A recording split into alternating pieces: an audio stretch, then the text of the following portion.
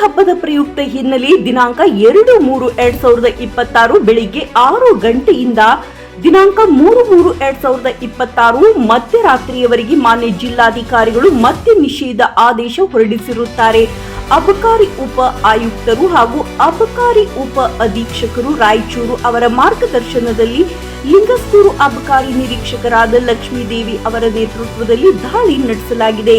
ಸಿಬ್ಬಂದಿಗಳೊಂದಿಗೆ ಗಸ್ತು ತಿರುಗುತ್ತಿರುವಾಗ ಬಂದ ಖಚಿತ ಬಾತ್ಮಿಯ ಮೇರೆಗೆ ರಾತ್ರಿ 8 ಗಂಟೆಗೆ ಬಸವರಾಜ್ ಅಬಕಾರಿ ಉಪ ನಿರೀಕ್ಷಕರು 1 ಲಿಂಗಸ್ಕೂರು ವಲಯರವರು ಕಚೇರಿಯ ಸಿಬ್ಬಂದಿಯೊಂದಿಗೆ ಲಿಂಗಸ್ಕೂರು ಪಟ್ಟಣದ ಮಸ್ಕಿ ಮುಖ್ಯ ರಸ್ತೆಯಲ್ಲಿ ಇರುವ ಗೌತಮ್ ಡಾಬಾ ಮೇಲೆ ಅಬಕಾರಿ ಅಧಿಕಾರಿಗಳು ದಾಳಿ ನಡೆಸಿದ್ದಾರೆ.